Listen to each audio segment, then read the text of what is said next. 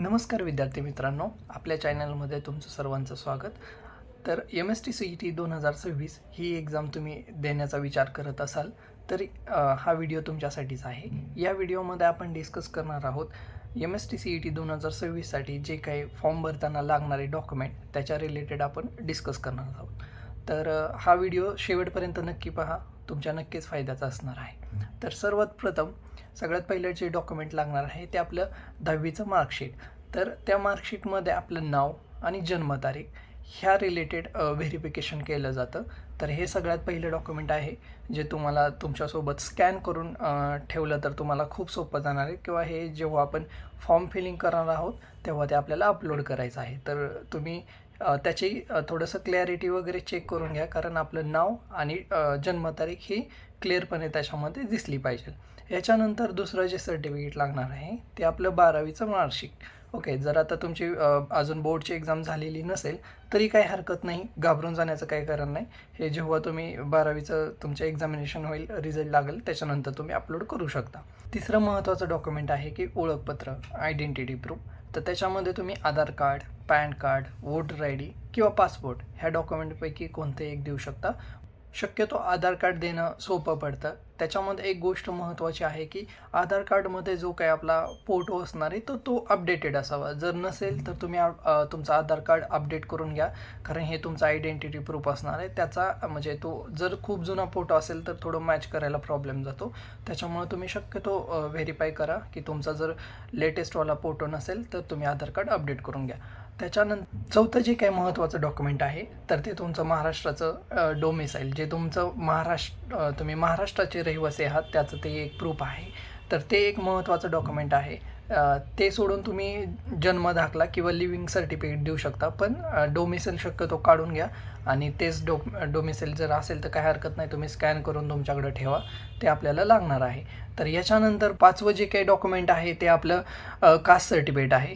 जे विद्यार्थी SC ST VJNT किंवा OBC कॅटेगरीमधून बिलॉंग करतात तर त्यांनी आपलं कास्ट सर्टिफिकेट रेडी ठेवा. जर तुमच्याकडे काढलेलं असेल तर खूप चांगलं, नसेल तर तुम्ही काढून घेऊ शकता. आणि याच्यासोबत कास्ट व्हॅलिडिटीसुद्धा तुम्हाला लागणार आहे, तर ते सुद्धा तुम्ही तुमच्यासोबत रेडी ठेवा.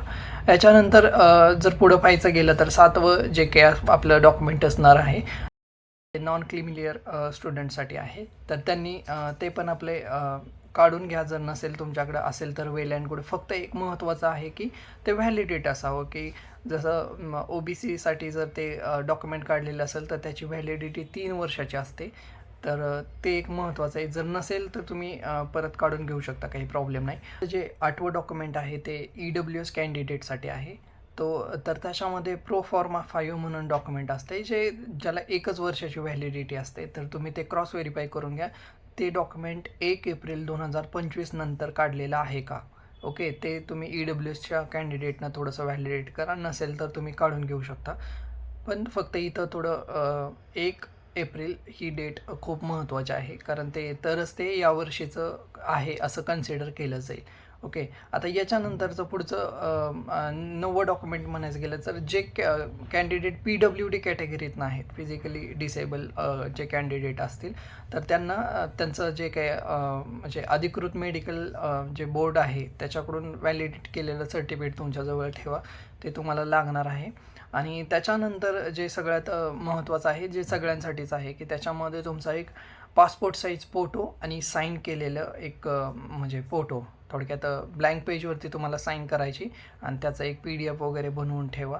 तर ही सांगितलेली सगळे डॉक्युमेंट खूप महत्त्वाचे आहेत, ते तुम्ही तुमच्यासोबत रेडी ठेवा. फक्त एक महत्त्वाचं परत एकदा मी सांगतो, की जे काही तुम्ही स्कॅन करणार आहे तर ते प्रॉपर करा, एकदा क्रॉस व्हेरीफाय करा, ते वाचता येतं आहे का, प्रॉपर स्कॅन झालेलं आहे का. कारण जर प्रॉपर स्कॅन नसेल तर हे तुमचं ॲक्सेप्ट होणार नाही. ओके, तर हे एक महत्त्वाचं तुम्ही ह्या गोष्टी लक्षात घ्या.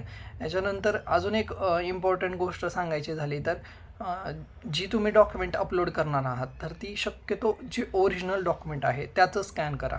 ओके, त्याचं कॉपी वगैरे जर असेल तर त्याचं स्कॅन करू नका, जे ओरिजिनल आहे त्याचंच तुम्ही स्कॅन केली पाहिजे. त्याच्यानंतर स्कॅन केलेली जी डॉक्युमेंट आहेत ती म्हणजे जसं सांगितल्याप्रमाणे क्लिअर असली पाहिजेत.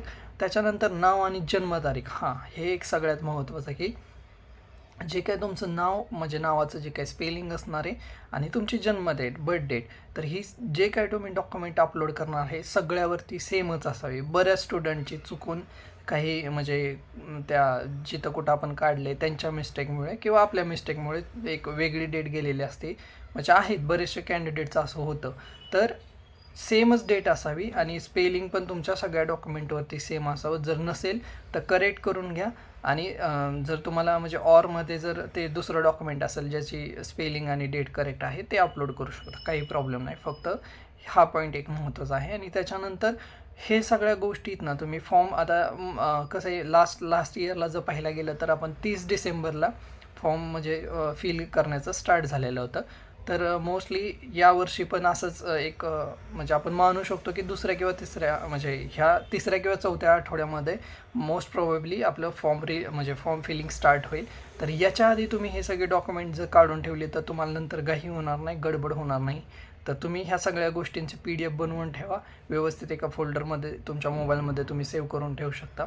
आता या मित्रांनो ही होती आपल्या लागणाऱ्या डॉक्युमेंटची यादी. तर ह्या सगळ्याची तुम्ही PDF बनवून ठेवा. हा व्हिडिओ जर तुम्हाला महत्त्वाचा वाटला असेल तर लाईक करा, तुमच्या मित्रांसोबत शेअर करा आणि सबस्क्राईब करायला विसरू नका. आणि अजून एक महत्त्वाचं, MST CET रिलेटेड जर काय तुमचे डाऊट्स वगैरे असतील तर तुम्ही कमेंट करून नक्की कळवा. प्रत्येक कमेंटला मी उत्तर देण्याचा प्रयत्न करीन. धन्यवाद. भेटूया पुढच्या अशाच एका इन्फॉर्मेटिव्ह व्हिडिओसोबत.